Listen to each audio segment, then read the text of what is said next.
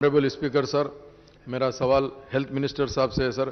मेरी कॉन्स्टिट्यूंसी के अंदर 4 हॉस्पिटल है साहब। नीलोफर हॉस्पिटल जो बच्चों के लिए, चिल्ड्रंस के लिए है। MNJ कैंसर हॉस्पिटल है सर, जो कैंसर पेशेंट्स के लिए है। सरोजनी देवी आई हॉस्पिटल है जो आंख के लिए। इसके साथ साथ साहब मेरे पास एरिया हॉस्पिटल नामपल्ली है सर।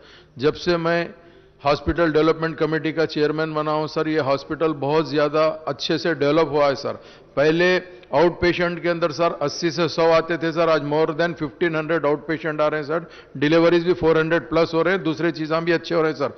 मैं लास्ट टाइम हमारे हेल्थ मिनिस्टर लक्ष्मण रेड्डी साहब थे जब से मैं कंटिन्यूस प्रपोजल दे रहा हूं सर, एरिया हॉस्पिटल नामपल्ली के अंदर ICU यूनिट डालना चाहिए सर, और डायलिसिस सेंटर आज बेइंतहा जरूरी है सर। आज अगर देखते हैं तो काफी लोगों को किडनी प्रॉब्लम चल रहा है सर। इसके लिए एरिया हॉस्पिटल नामपल्ली के अंदर डायलिसिस सेंटर के लिए कंटिन्यूस हमने रिप्रेजेंटेशन दे रहे सर, उसको पूरा करना चाहिए सर। एक और sir, Niloufer hospital children hospital है सर, उसके अंदर हार्ट के लिए कोई सहूलत नहीं है सर। तमाम चीजों के ट्रीटमेंट होता है सर। बच्चों को बस हार्ट के अंदर होल होता सर, वैसे चीज के लिए, इलाज के लिए उन लोग को प्राइवेट हॉस्पिटल जाना पड़ता सर। तो मेरी हुकूमत से रिक्वेस्ट है सर, आप नीलोफर हॉस्पिटल के अंदर हार्ट के लिए पूरा करिए, कार्डियोलॉजी यूनिट डालिए सर। यही मेरा सवाल है सर। बहुत बहुत शुक्रिया। मिनिस्टर गाరు.